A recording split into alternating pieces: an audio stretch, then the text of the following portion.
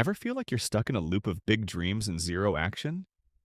You know what you should be doing, but somehow you just don't. Sound familiar?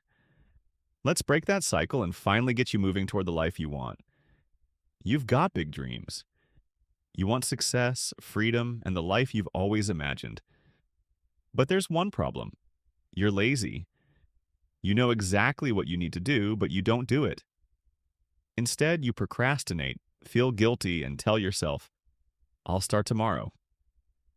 Days turn into weeks, weeks into months, and before you know it, another year has passed.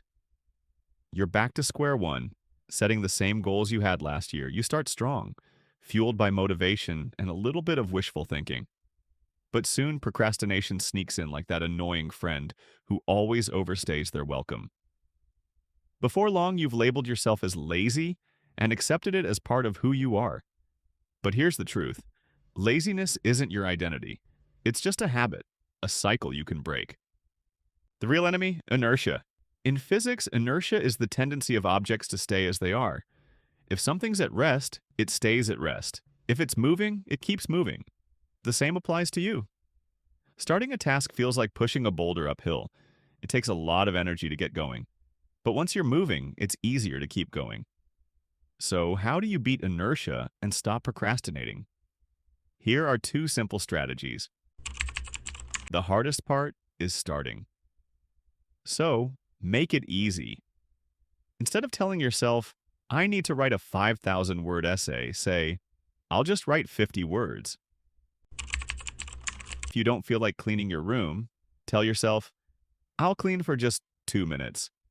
By lowering the stakes, you trick your brain into getting started. And once you start, you'll often find yourself doing more than you planned.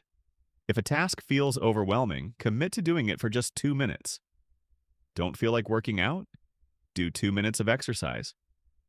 Don't want to study? Read for 2 minutes. Most of the time, you'll keep going once you've started.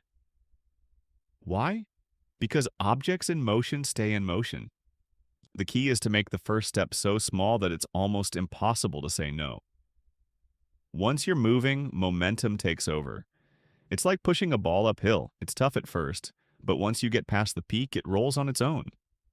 You can apply this to anything: going to the gym, working on your side hustle, or even maintaining relationships.